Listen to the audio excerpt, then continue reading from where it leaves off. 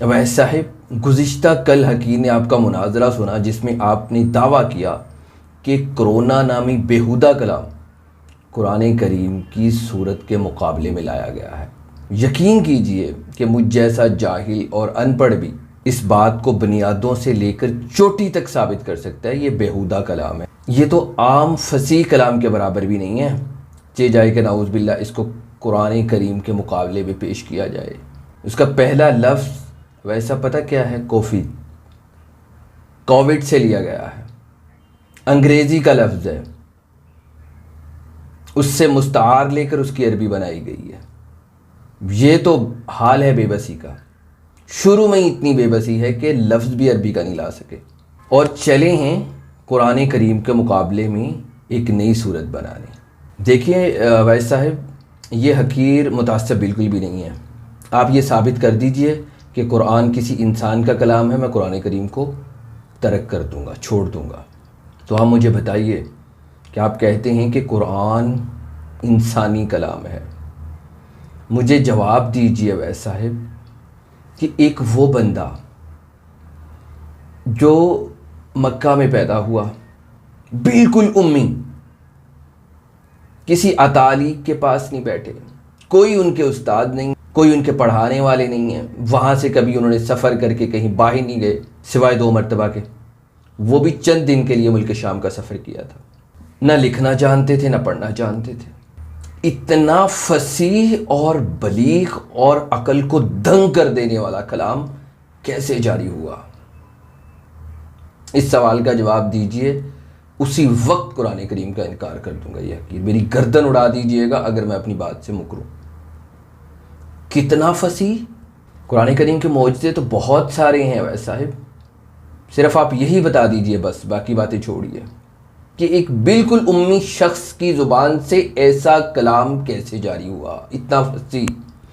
اتنا فصیح کہ آپ کی قبیل کا بندہ ای مارشل جانسن، جو انتہائی ماہر ہیں کہ ماں کس چیز کے، کہ ماں کے پیٹ میں بچے کی تخلیق کس طرح ہوتی ہے، شروع سے لے کر آخر تک انتہائی ماہر ہے، وہ کہہ رہے ہیں، کہاں کہہ رہے ہیں؟ جدہ میں 7ویں میڈیکل کانفرنس میں انہوں نے کیا کہا کہ جس طرح قرآن نے انسان کی تخلیق کو ترتیب کے ساتھ بیان کیا ہے اور بالکل ٹھیک ٹھیک بیان کیا ہے، اس طرح اگر میں اس وقت ہوتا 1400 سال پہلے تو میں بھی بیان نہیں کر سکتا تھا۔ اتنی سہولیات، جدید آلات، ہر چیز کا علم ہونے کے باوجود وہ انسان کیا کر رہا ہے؟ اپنی بے بسی کا اظہار کر رہا ہے کہ میں اگر اس وقت ہوتا تو یہ والی ترتیب میں تب بھی بیان نہ کر پاتا۔ پھر اتنی ٹھیک ٹھیک ترتیب، ویسا بتائیے ان کو کس نے بتایا؟ کیسے پتہ چلا ان کو؟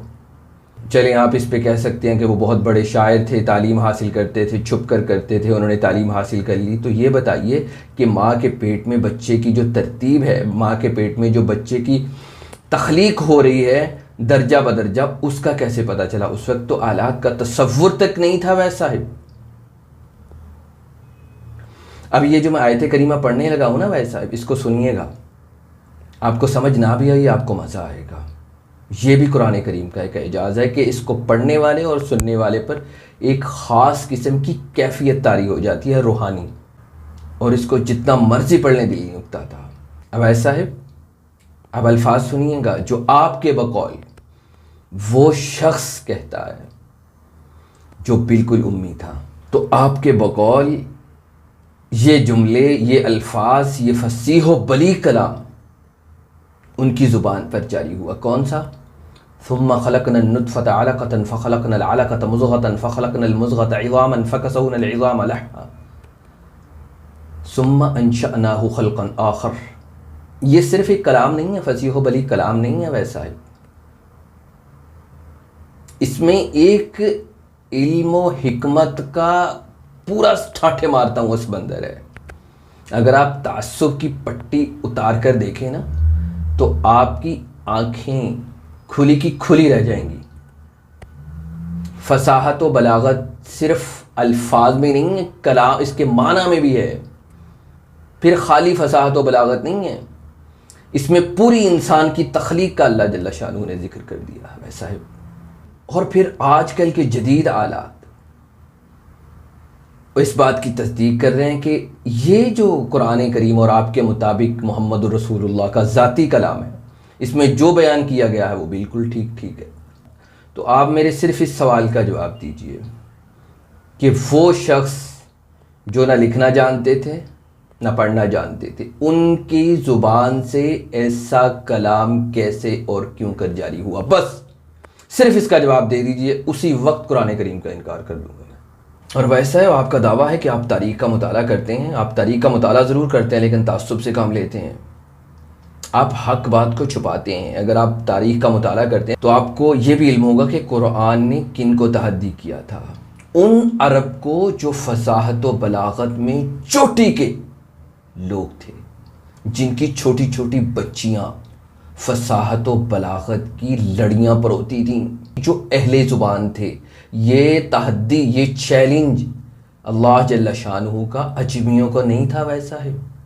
اللہ جل شانہ کا یہ تحدی، یہ چیلنج ان عرب کو تھا ویسا صاحب کہ جن کا حافظہ اتنا قوی تھا کہ فی البدی لمبے لمبے فصاحت و بلاغت سے بھرپور قصیدے پڑھ دیا کرتے تھے۔